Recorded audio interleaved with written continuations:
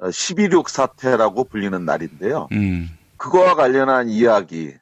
많은 사람들은 김재규가 박정희를 시해했다 이렇게 알고 있는데 김재규가 왜 박정희에게 총을 쐈는지 그것에 대한 새로운 가설 그리고 그 근거를 오늘 좀 말씀을 드리려고 하는데요. 박정희, 유경수, 박근혜, 문세광, 최태민, 최순실, 정윤회, 정유라 이들 이름으로 연상되는 악몽이 지금 대한민국을 휩쓸고 있습니다. 예. 그리고 이러한 이름으로 지금 대한민국에서 정의와 도덕, 상식이라고 하는 단어가 비웃음거리로 이제 전락하고 있는 실정인데요. 예. 그런데 여기서 이제 많은 분들이 궁금해하는 것이 하나 있어요. 그리고 저 역시도 마찬가지인데 박근혜의 아버지였던 박정희는 왜 이렇게 불행한 출발이었던 박근혜와 최태민의 관계를 생전에 알고 있었으면서도 이를 정리하지 못한 것인지 이런 점에 대해서 사실은 좀 의아하죠. 그래서 오늘 김용민 브리핑 본격 정치 논평에서는 바로 1979년 10월 26일 이른바 12.6 사태로 불리는 박정희의 죽음 과정에서 김재규의 거사 이유 중 하나가 사실은 최태민이었다는 사실을 새롭게 조명하려고 합니다. 사실상의 유신 권력 서열 2위였던 그리고 박정희와 형제 이상으로 사실은 이 두 사람이 굉장히 가까웠던 사이였죠. 예. 김재규하고 박정희는 사실은 굉장히 믿는 관계였고 그래서 이제 이 사건이 터졌을 때 굉장히 많은 충격을 내부에서는 이제 받았던 거죠. 예. 김재규가 정말 박정희를 쐈다는 것을 믿을 수 없다고 하는 사람들이 굉장히 많이 있었을 정도로 굉장히 내부에서는 충격을 받았는데 흔히 이제 김재규가 거사를 한 것에 대해서 많은 분들이 이제 알고 있는 것, 이게 이제 김재규의 최후 진술인데요. 민주화를 위해서 악마의 심정으로 유신의 심장을 쐈다. 굉장히 멋있는 표현이죠. 시적 표현이 아닙니다. 예.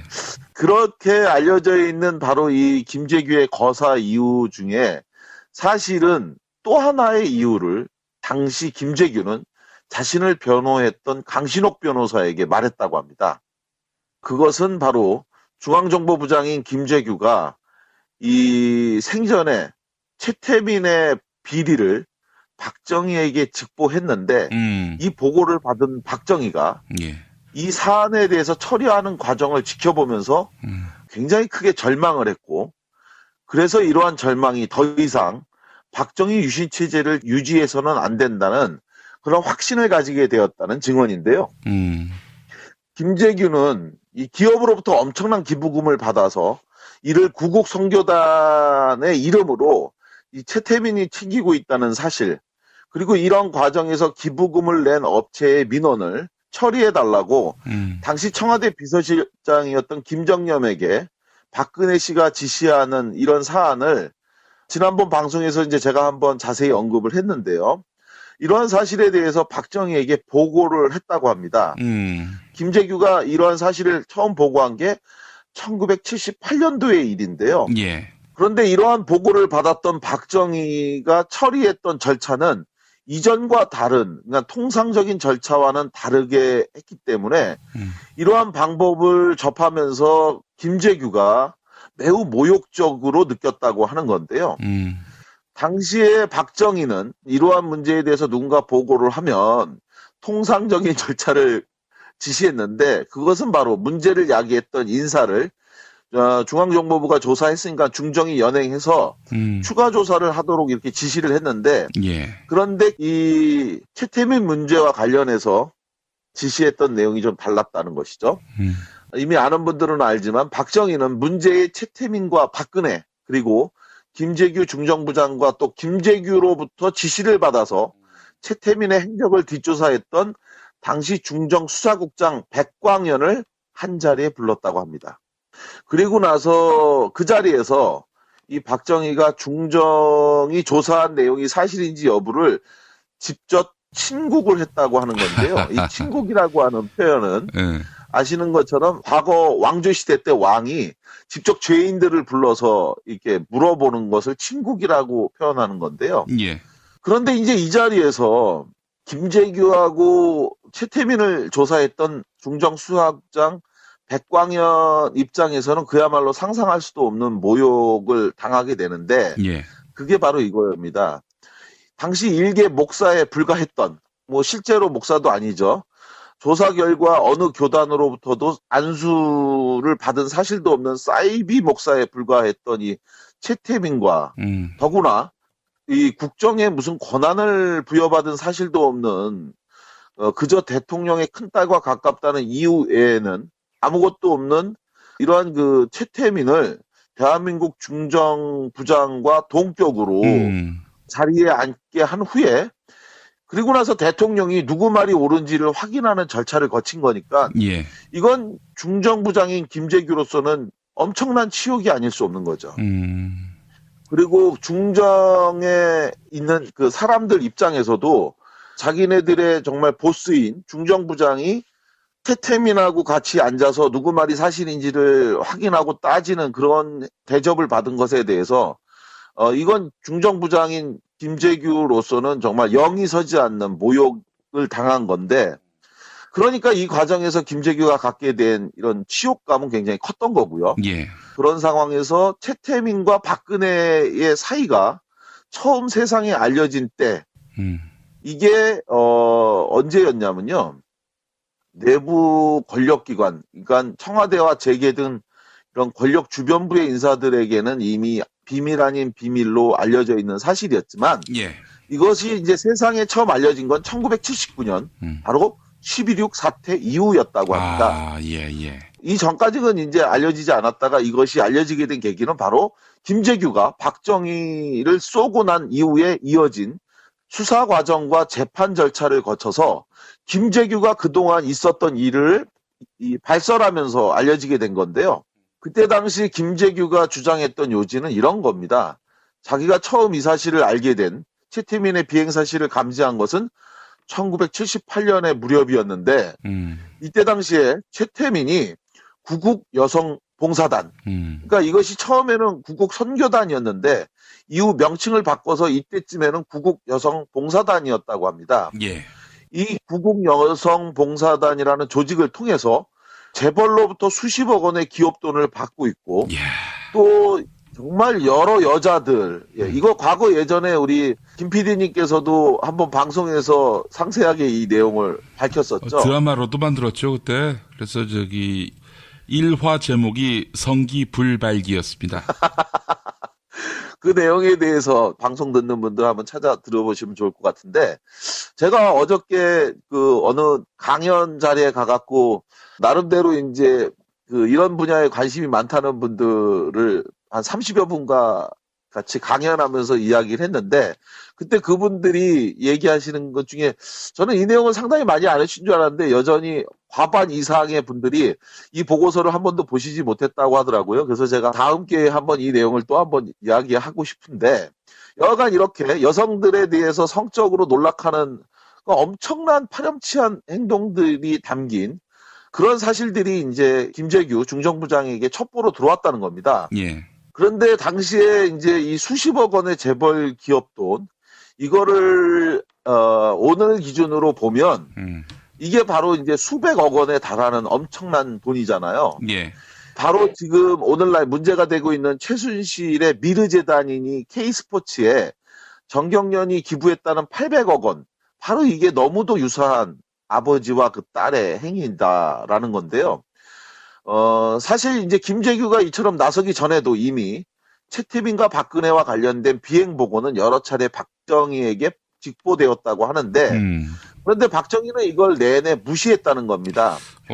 그래서 이제 더 이상 지켜볼 수 없는 상황에 처하게 되니까 중정부장인 김재규가 직접 나선 것인데, 그런데 안타깝게도 이 김재규가 직접 나섰음에도 불구하고 말씀드렸던 것처럼 박정희는 이 문제를 처리하는 방식에 대해서 태도를 바꾸지 않았다.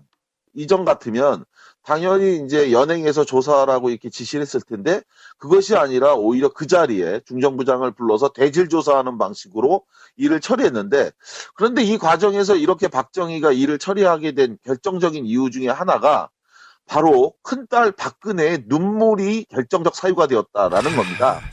박정희가 친국을 벌이면서 이 최태민의 비위 사실에 대해서 확인을 하니까 이 자리에서 박근혜는 울기 시작했다고 그래요. 그러면서 절대 그러한 일이 없다. 최태민이 억울한 모함을 받는다라고 하면서 강하게 억울함을 주장을 했고 그러한 딸의 눈물을 보면서 이 박정희가 그 자리에서 결정을 하지 못하고 이것에 대해서 검찰에 재수사를 하라고 지시하는 걸로 자리를 마무리했다. 그러니까 중정의 보고를 믿을 수 없었다는 건데요. 이거는 이제 정말 김재규나 중정 입장에서는 다시 한번 말씀드리지만 매우 모욕적인 결론이다. 즉 중정이 조사한 것에 대해서 믿을 수 없으니 검찰이 재조사하라고 하는 건데 그런데 이것에 대해서 사실 중정은 당시에 무소불위의 권력이었는데 그 밑에 아무것도 아니라고 여기는 검찰 나부랭이한테 자기네들이 조사한 게 맞는지를 다시 한번 확인 조사라고 한 것을 접하니까 정말 김재규로서는 모욕이 아닐 수 없었던 거고 그런데 이런 상황에서 결국 검찰이 조사했지만 검찰 역시 똑같은 결론을 내렸습니다. 예. 자, 그랬다면 당연히 최태민을 처벌하고 딸인 박근혜에게도 더 이상 구국 여성봉사단, 즉 구국 선교단과 관련한 일을 하지 못하도록 막았어야 되는데 박정희는 이때 이것에 대해서 또 제대로 처리하지 않고 일을 마무리 짓는데 그것이 뭐였냐면 이 구국 여성봉사단에서 최태민과 박근혜의 자리만, 지위만 맞바꾸는 것으로 끝을 냈습니다. 즉 총재였던 최태민을 명예총재 자리로 앉혔고 그리고 명예총재였던 박근혜를 총재 자리로 바꿔 앉도록 하는 것으로 이 사안을 모두 끝낸 거죠. 자, 이러한 과정을 유심히 그리고 가슴 찢어지도록 분하게 지켜본 눈이 있었는데요. 그것은 바로 김재규였던 겁니다. 예, 김재규는 이 사안과 관련해서 박정희가 처리하는 일 방식에 대해 강한 분노를 느꼈는데 그래서 박정희에게 이 사안이 끝난 후에도 여러 차례 지속적으로 박근혜와 최태민 관계에 대한 문제를 지적을 했는데요.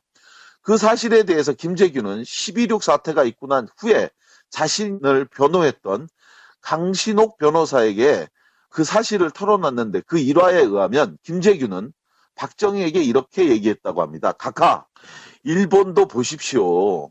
큰 영예, 즉 대통령의 딸은 적십사사나 같은 이런 곳에서 관여하도록 해야지 이런 데다 손을 대서는 안 됩니다. 그러니 손을 떼게 해야 합니다. 라면서 거듭하여 박근혜와 최태민이 하는 이 구국선교단의 해체를 주장을 했다고 하는 거예요.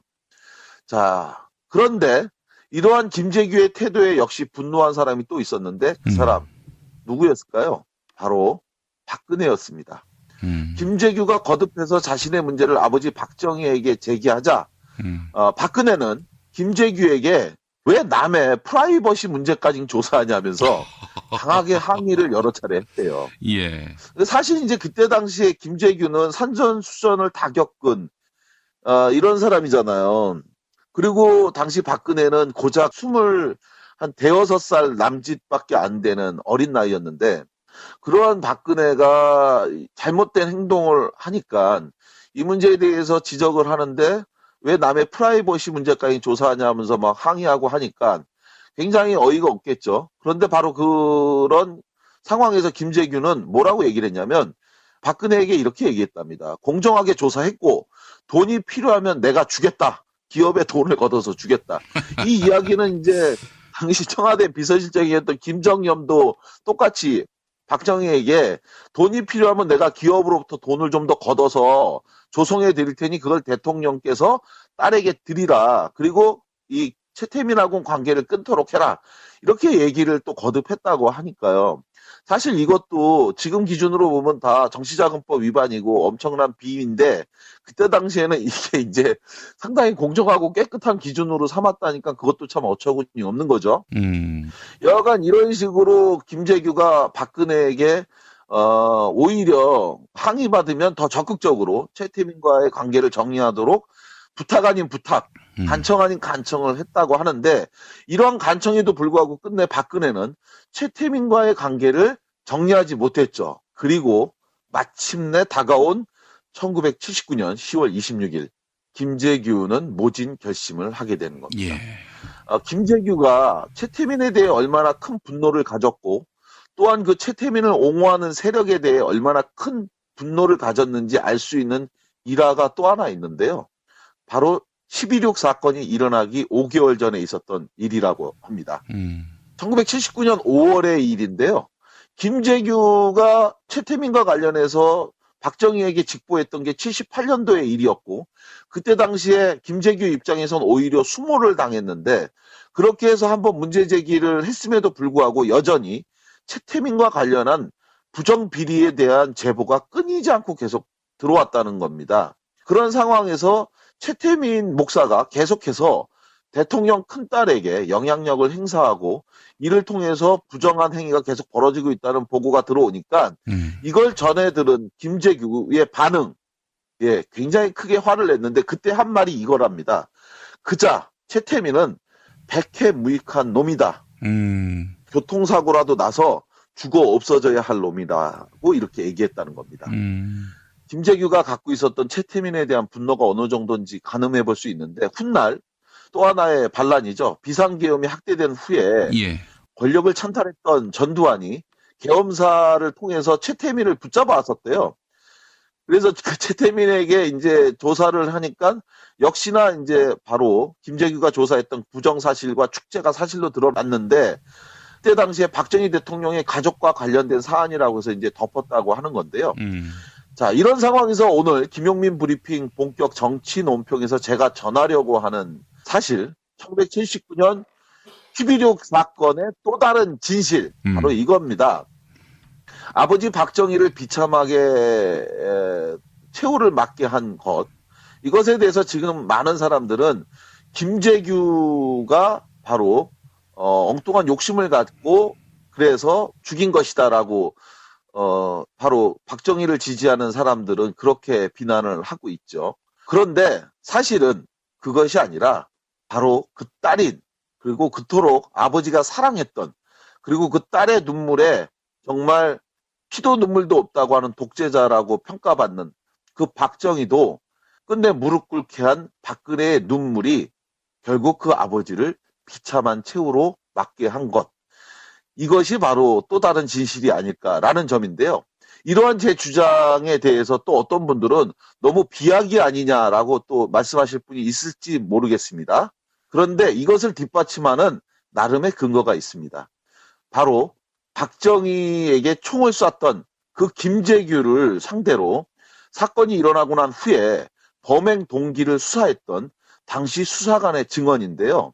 이 수사관의 증언을 남긴 사람은 바로 월간조선의 조갑제인데 그 조갑제가 쓴 월간조선 기사에 의하면 김재규를 조사했던 조사관은 김재규가 박정희를 시해한 이유에 대해서 뭐라고 설명했냐면 김재규 부장은 최태민 사건을 처리한 대통령에 대해서 실망했고 이후 박정희에 대한 존경심이 약해지기 시작했다. 그리고 이것이 바로 이 사건의 시해 동기 중 하나다라고 말했다는 겁니다. 자, 민주화를 위해 악마의 심정으로 유신의 심장을 쐈다는 김재규. 그런데 만약 이 최태민이라는 사람이 없었다면 그래서 그 문제의 친국 자리에서 대질 조사를 받았고 그래서 이후 천하의 중정이 조사했던 사실을 다시 검찰이 재조사하라고 그러한 박정희의 지시를 통해 모욕을 당했고 그래서 그러한 결론으로 박근혜로부터 이후 지속적인 미움을 받아야 했던 이 김재규인데요. 이러한 김재규 결국 박정희의 비참한 최후에는 이 최태민이라고 하는 비극적인 존재가 숨어 있었다는 것이 제가 생각하고 있는 12.6 비극의 또 다른 결론이다. 그런데 이러한 사실을 깨닫지 못해서 바로 그 딸이었던 최순실과의 관계 역시 지금까지는 계속 이어오다가 끝내 지금 참담한 권력 누수를 접하고 있는데 결국 이로 인해서 아버지 박정희에 이어 또다시 대한민국 최악의 대통령 중 한 명으로 이미 박근혜는 전락해버린 거죠. 그런데도 여전히 이 최순실을 버리지 못한 채 어둠 속을 헤매고 있는 현실을 보면 안타까움을 금할 수 없는데요. 지금이라도 이 진실을 밝히는 것이 박근혜가 국민에게 줄 수 있는 마지막 도리가 아닐까 싶습니다. 오늘 김용민 브리핑 본격 정치 논평 여기까지입니다. 예. 고맙습니다. 고성만 반장님. 예. 최태민하고 박근혜가 남녀 관계가 있었을까요? 그것에 대해서는 지금도 많은 설왕설래가 있죠. 예. 아까 전에 우리 김용민 PD님께서 말씀하신 것처럼 발기불능에 대한 이야기. 사실 여러 사람들의 이야기 중에서는 그런 얘기도 또 있어요. 선우연이라고 하는 사람의 비망록에 뭐 그런 얘기가 있다고 하는데 친국 자리에서 사실은 최태민에 대한 발기 여부를 조사했다라고 하는 설도 있잖아요. 아, 베껴놓고? 예, 베껴놓고 여러 가지 논란이 있으니까 발기가 되는지 이것을 한번 시험했는데 다행히 그 자리에서 발기가 되지 않아서 그래서 목숨이 살았다라고 하는 이야기도 또 다른 설 중에 하나로 또 떠는 걸로. 아니, 어떤 방법을 동원해야 그 발기가 되는지 안 되는지 그 무서운 자리에서 되겠습니까? 그냥. 그래서 저도 그 얘기를 듣고 예. 이런 이야기 혹시 들으신 적 있지 않나요? 처음 듣습니다, 오늘. 아, 그래요? 예. 그 자리에서 다행히 발기가 되지 않아서 그래서 최태민이 죽지 않고 살았다 그러는데 제가 그 얘기 들으면서 똑같이 그 생각을 했거든요. 아니, 그 무서운 자리에서 그 남성의 그 성 기능에 대해서 잘 이해를 못하는 게 아닌가. 그 자리에서 완전히 쪼그라붙었지 어떻게. 네. 겁도 없이 대가리를 들 수 있겠나.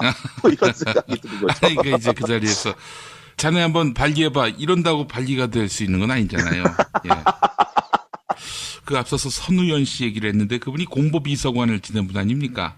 예, 맞습니다. 청와대 공보비서관으로 있으면서 그러면서 자기의 실제 업무하고는 상관없는 일인데도 불구하고 박근혜의 그 구국 여성 봉사단, 구국 선교단을 돕는 일을 하고 있어서 그래서 그 내막을 정확히 잘 알고 있었던 거죠. 그래서 다음 시간에는 이 선우연 씨와 관련한 이야기를 제가 전해드리도록 하겠습니다. 기대가 됩니다. 아니, 실제로 2005년 11월에 그 월간조선 인터뷰를 보니까 선우연 씨가 이런 증언을 하더군요.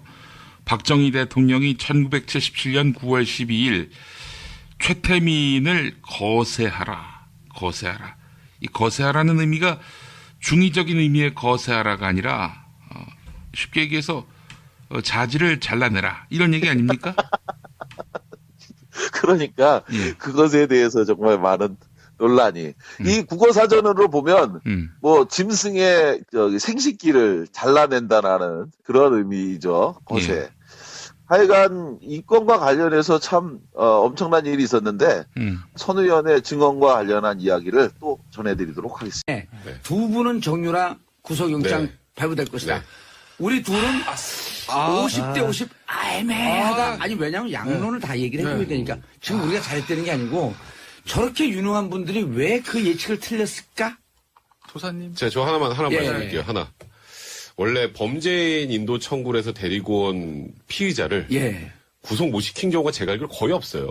아니, 외국에서도 억지로 끌고 올 수 있는 정도의 수준인데 그리고 막 힘들게 해가지고 소송까지 해가지고 데리고 왔는데 구속영장 기각. 이건 코미디예요, 사실. 그러니까 그래서 저는 개인적으로 생각할 때 검찰 탓이에요, 법원에. 그건 검찰 탓이라고 봐야죠. 굳이 한쪽 탓을 든다면 법원은 탓하면 안 된다는 생각이 들어요. 영장실질심사 관련해서는. 근데 검찰 입장에 생각하기에 범죄인도 청구해가지고 데리고 온 아이니까 영장 당연히 나오겠지라고 생각하고 조금 안이하게 대응한 게 아닌가. 뇌물죄 국외재산 도피 그거 다 뺐어요? 그거는 일단 조사 시간도 그랬고요. 또 이런 게 있어요. 범죄인도 청구할 때 거기에 기재되지 않은 범죄 사실 가지고 영장 안에 포함시키면 안 되거든요. 그래서 지금 덴마크 당국하고 지금 그 부분도 조율한다고 하는데 사실 그래서 검찰이 당연히 되겠지라고 판단했다가 안 돼서 지금 약간 멘붕 상태인 것 같은데 이제 재청구를 이제 또 하자니 아까 말씀드렸던 것처럼 덴마크 당국하고 협의도 어느 정도 해야 되고 재청구했는데 기각되면 정말 검찰은 정말 이제 좀 황당한 상황이 되거든요. 그래서 지금 원래 이번 주에 소환해서 좀 조사하려고 그랬는데 그것도 좀 미루고 일단 지금 우리가 영장 청구한 부분이 어디가 잘못되는지 확인하는 작업을 좀 계속 하고 있는 상황이거든요. 그래서 지금 확인하고 있어요. 내가 조금 더 지켜봐야 될 것 같아요. 알겠습니다. 수요일마다 4756님 수요일마다 청문회버랴 일하랴 정치쇼 삼국 삼변 들으랴 바빠서 미쳐버리며 아니 오는 거 하나 덜 들으면 되지 뭐 이걸 다 듣는 게 바빠요. 자 장시호 얘기로 넘어가시죠. 오늘 내일이라는? 내일 예, 나오죠. 예. 이건 잡아놓을 방법이 없어요. 왜냐면, 지난번에 얼핏 제가 이 얘기 들었을 거예요.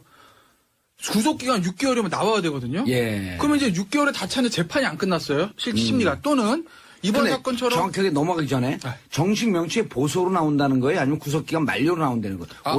명칭이 뭐예요? 글쎄, 이건 아마 구속기간 만료로 석방되는 것 같은데, 지금 보니까. 네, 구속기간 만료로. 왜냐면, 구속기간 만료되면 석방을 해주고 불구속 상태 재판을 해야 되는데, 예. 그걸 검찰이 꺼리잖아요. 나가서 또 증거인멸을 할 수도 있고. 예. 그러니까, 새로운 범죄로 구속영장을 받아가지고 연장을 한다고요, 실질적으로. 그런데, 보세요. 정호성 보석 신청했습니다, 본인이. 다 끝났잖아요, 6개월. 예. 근데, 새로 구속영장 발부됐어요. 왜? 청문회 불출석. 어허. 그죠? 그 다음에 차은택, 송성각도 청문회 불출석 위증이 있었어요. 예. 그리고 지금 김종 이 사람도 지금 보석 신청에 심사 중인데 그것도 예. 청문회 불출석으로 지금 구속영장 새로 발부 받은다고 해요. 근데 장시호는 청문회 나왔잖아요. 예. 나가지고 생글생글 웃으면서 얘기 다 했잖아요. 특검 도움에 대한 배려 아니에요? 그러니까 불출석도 안 되고 위증도 안 되니까 새로 구속영장 발부받을 건이 없어요. 본인이 성실하게 네. 잘 그렇죠. 재판을 받고 수사에 받고 네. 인사청문회나 뭐 그 청문회 등등에 적극적으로 한 게 지금은 그래서요. 플러스 요인이 된 거네. 그러니까 제 그냥 개인적인 생각에 예. 검찰에서 보던 이 국정농단 게이트 관련자들을 할 때 대부분 이게 위증이랑 이걸 많이 뺐거든요. 예. 그게 아마 이런 사태를 대비해서 나중에 대비한. 모자르면 다시 이걸로 발발을 연장하려고 카드 쓰려는 것 같은데 장시호는 위증도 없어. 없고 불속도 없고 그거 내보내줘야 되는 너무 거고. 협조를 열심히 하고. 그리고 이제 얘기했나 이재용 부회장은 이재용은 그때 두 번째 영장 받아 다 긁어 모아야 되니까 다 넣었거든요. 그때 위증부터. 아. 그러니까 또 쓸 게 없고. 8월 17일 지나면 네. 또 그래서 제가 봤을 때 장시호 씨는 나오는 거고, 그래서 나옵니다. 이재용 부회장도 8월에 나오고 10월에 같이 선거하지 않을까 싶어요. 장시호 씨도 아마 박근혜 전 대통령 최순실 다 같이 선거할 거예요, 그때. 그렇죠. 8월 그 이제 10월 17일이니까 네. 박근혜 대통령 구속기한 만료는 10월 17일. 10월 17일이니까. 예. 아마 10월 16일, 15일 때 그냥. 그리고 이재용 부회장 만료는 8월 8월 17일. 17일인가? 8월 17일입니다. 8월 16일까지. 자, 안민석 의원은 그 얘기를 해요. 장시호 씨가 석방되면 수사나 재판 이런 등등이 전보다 그렇게 여의치는 않을 것이다. 왜냐하면 장시호가 다 털고 협조한 것 같지만 예. 한 3분의 2는 가린 것으로 보인다. 어. 본인 판단에. 그 무슨 근거로 얘기합니까? 그리고 제가 물어봤죠. 수도권 내리사선 의원님 무슨 근거로 그렇게 얘기하십니까? 그러니까 대답이 명문이에요. 아님 말고. 근데 그렇게 얘기하시는 이유는 예. 뭐 몇 가지 안민석 의원 같은 경우 워낙 이 사건과 관련해서 처음으로 이제 정유라와 관련된 의혹도 제기를 하셨던 분이고 뭐 고영태 씨라든가 아니면 노승일 부장과도 개인적으로 만나면서도 말씀 들으신 게 굉장히 많을 거예요. 예. 그렇기 때문에 본인은 아마 장시호 씨 같은 경우 특히 장시호 씨도 어쨌든 본인이 잘못한 부분으로 재판도 받고 있잖아요. 동계스포츠정책센터에서 돈도 빼돌렸다는 혐의도 있고 그래서 자기한테 불리한 거는 적극적으로 얘기를 안 했을 것이다. 그래서 많이 감췄을 것이다. 또 이런 부분도 있죠. 정유라를 그렇게 키우는 데 있어서 롤모델이 장시호였었다. 그랬죠? 예, 그리고 생각해 보시면요. 최순실이 독일에 가 있는 동안 박 전 대통령하고 연락이 안 되니까 누구에게 연락을 했습니까? 장시호에게 연락을 해서 장시호의 어머니 최순득에게 전화 좀 부탁해 달라고 연결을 할 만큼 신복 중에 신복이었거든요. 예. 그러니까 그런데 현재까지 나온 것만 알고 있으란 보장이 없다. 아마도 그래서 장시호라는 사람을 풀어주면 지금은 안 되는 게 아니냐라고 얘기를 했겠지만 근데 반면에 이게 범죄로 놓고 봤을 때는 명확한 혐의를 놓고 보면 말씀드린 것처럼 동계스포츠영재센터와 관련된 부분이 거의 전부예요. 장시호 본인이 받은 게. 더 이상 다른 것들에 관해서 검찰 입장에서는 이거를 알아보기 위해서 무조건 가둬놓기도 또 명분도 없는 것도 사실이에요. 그러니까 뭔가 의심은 가는데 의심이 가더라도 이런 부분에 관해서 다른 증거가 있어서 장시호 너 왜 이 얘기는 안 해? 라고 하면서 영장을 청구를 해야 되는데 그럴 건덕지가 없는 거죠. 무조건 처벌할 수가 없는 거예요. 무조건 법치주의 국가에서 어떻게 그럽니까?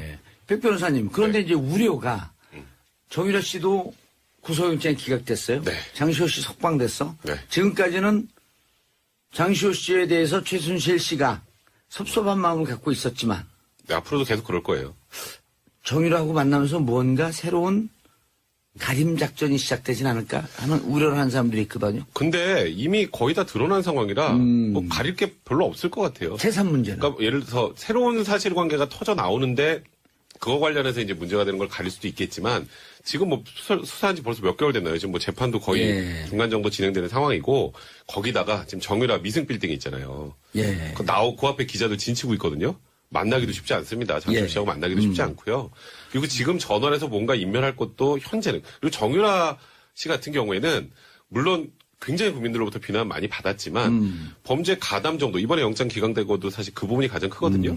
가담 정도가 그렇게 크지 않기 때문에 정유라의 롤이 뭐 장시호와 뭔가 뒤에서 얘기를 해서 지금 이 국정농단 사태 뭐 일부를 뭐 덮을 수 있다 수준까지 보는 건 너무 높게 쳐주신 거예요. 그래서 그런 걱정 크게 안 하셔도 될 것 같아요. 크게 안 해도 된다. 네.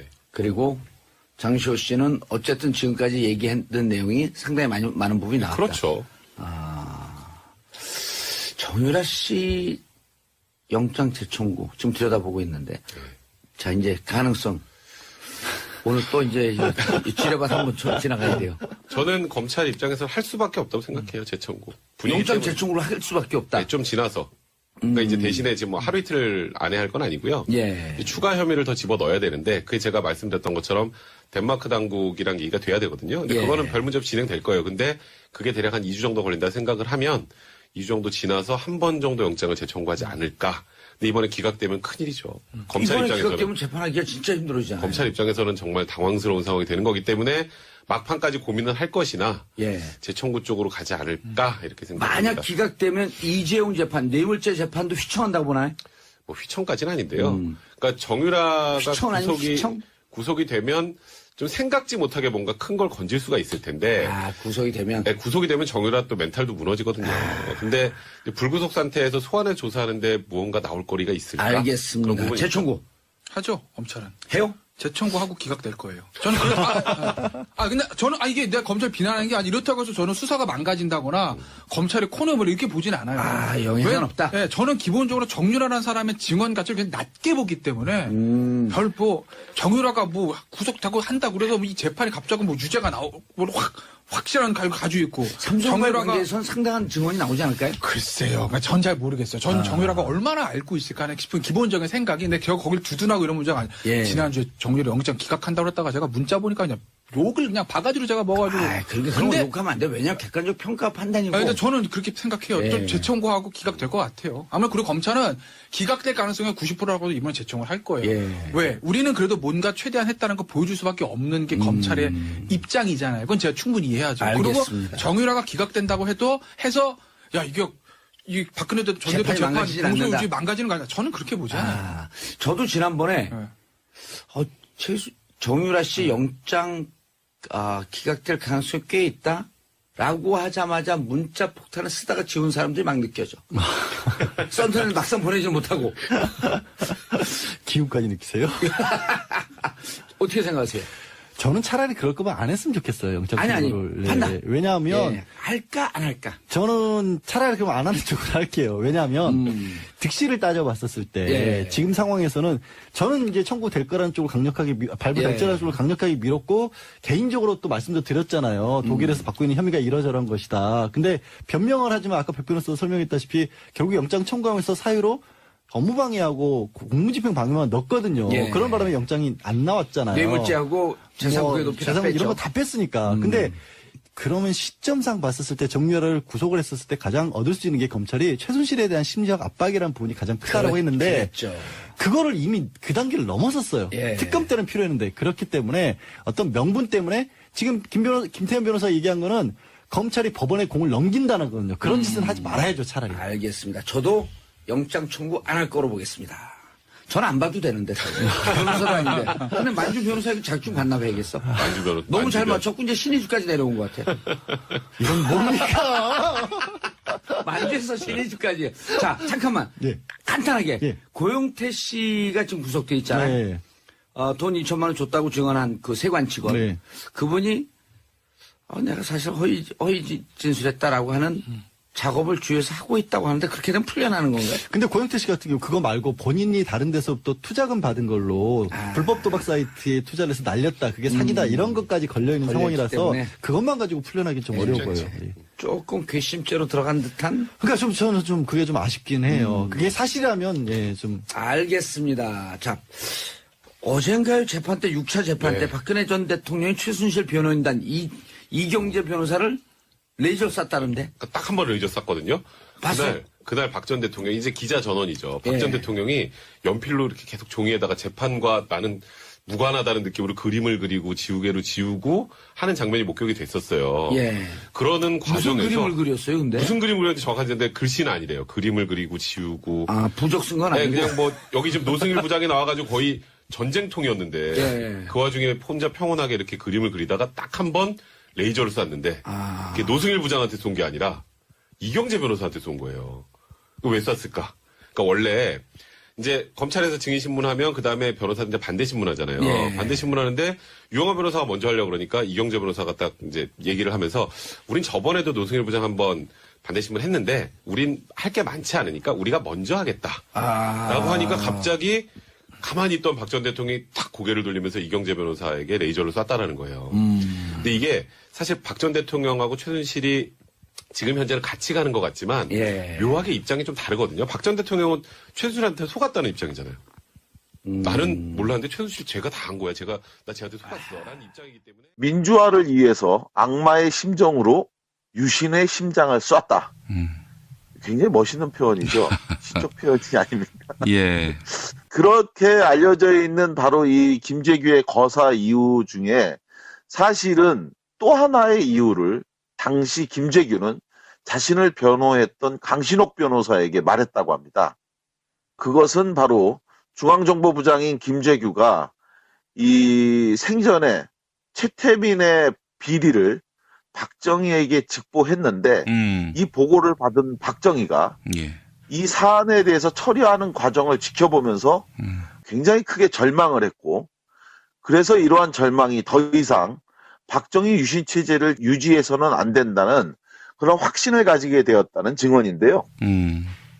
김재규는 이 기업으로부터 엄청난 기부금을 받아서 이를 구국 선교단의 이름으로 이 최태민이 챙기고 있다는 사실 그리고 이런 과정에서 기부금을 낸 업체의 민원을 처리해달라고 당시 청와대 비서실장이었던 김정념에게 박근혜 씨가 지시하는 이런 사안을 지난번 방송에서 이제 제가 한번 자세히 언급을 했는데요.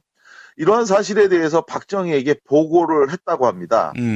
김재규가 이러한 사실을 처음 보고한 게 1978년도의 일인데요. 예. 그런데 이러한 보고를 받았던 박정희가 처리했던 절차는 이전과 다른, 그러니까 통상적인 절차와는 다르게 했기 때문에 이러한 방법을 접하면서 김재규가 매우 모욕적으로 느꼈다고 하는 건데요.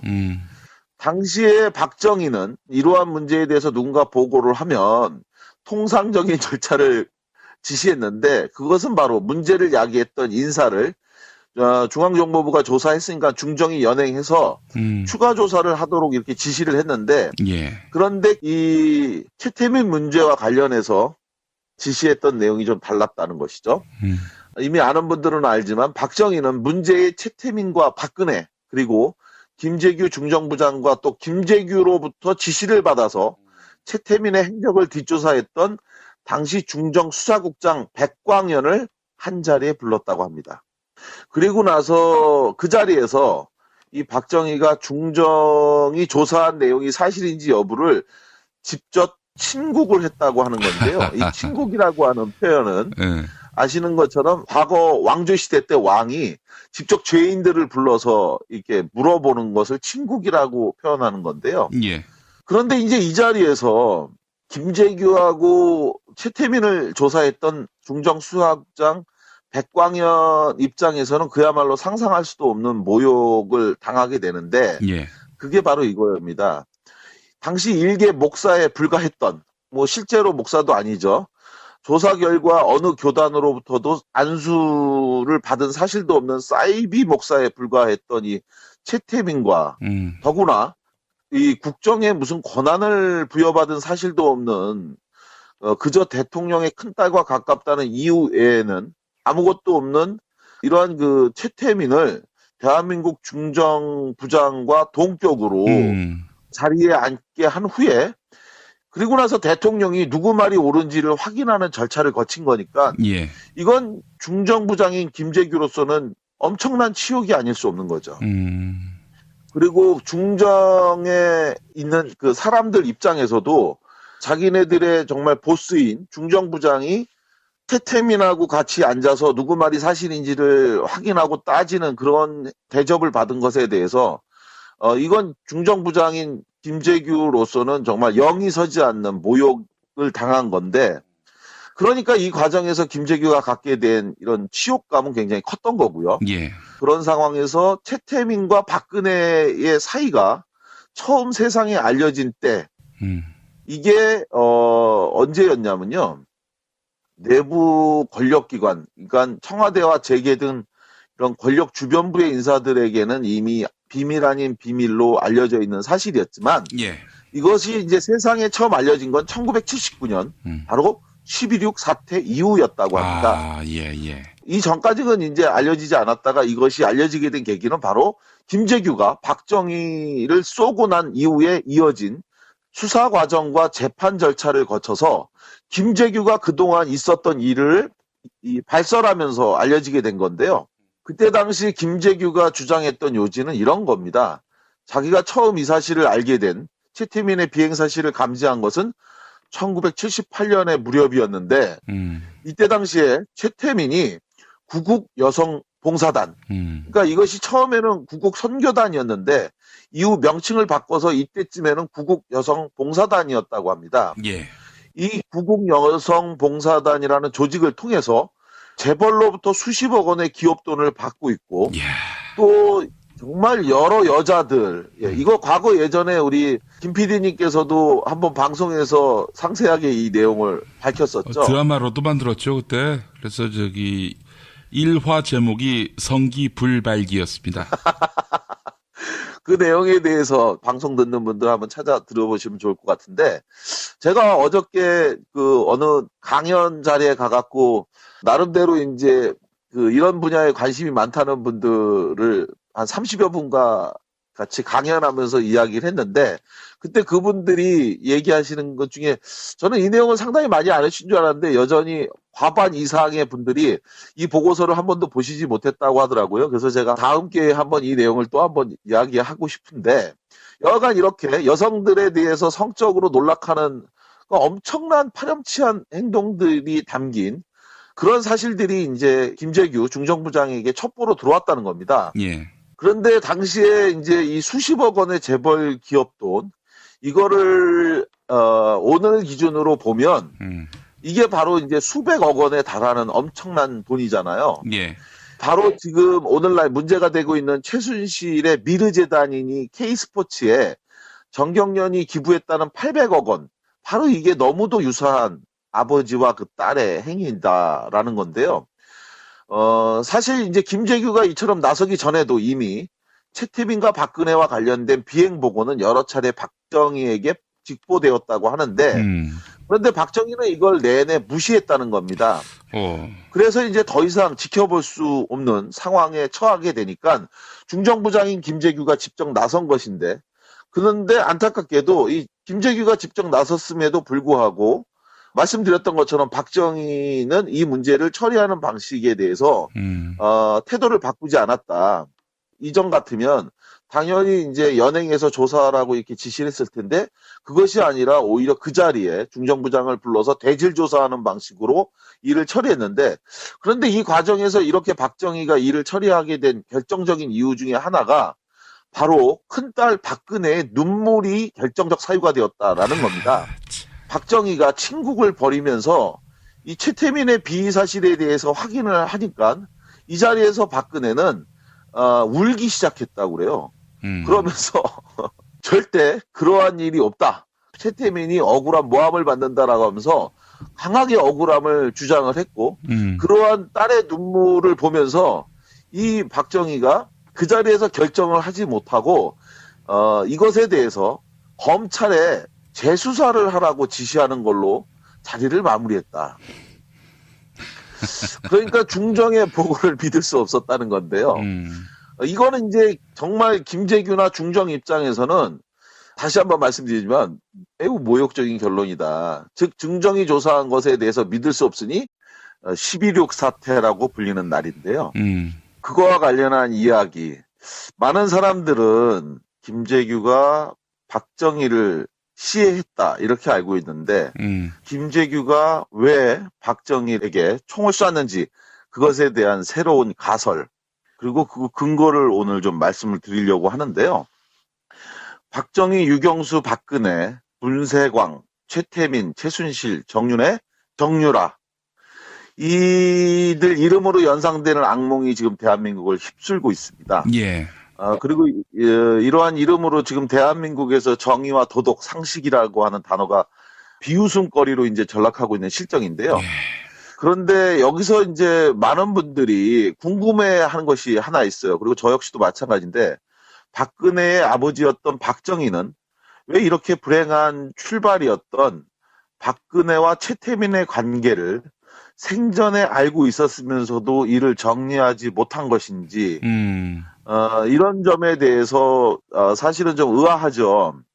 그래서 오늘 김용민 브리핑 본격 정치 논평에서는 바로 1979년 10월 26일 이른바 12.6 사태로 불리는 박정희의 죽음 과정에서 김재규의 거사 이유 중 하나가 사실은 최태민이었다는 사실을 새롭게 조명하려고 합니다. 사실상의 유신 권력 서열 2위였던 그리고 박정희와 형제 이상으로 사실은 이 두 사람이 굉장히 가까웠던 사이였죠. 예. 김재규하고 박정희는 사실은 굉장히 믿는 관계였고 그래서 이제 이 사건이 터졌을 때 굉장히 많은 충격을 내부에서는 이제 받았던 거죠. 예. 김재규가 정말 박정희를 쐈다는 것을 믿을 수 없다고 하는 사람들이 굉장히 많이 있었을 정도로 굉장히 내부에서는 충격을 받았는데 흔히 이제 김재규가 거사를 한 것에 대해서 많은 분들이 이제 알고 있는 것 이게 이제 김재규의 최후 진술인데요.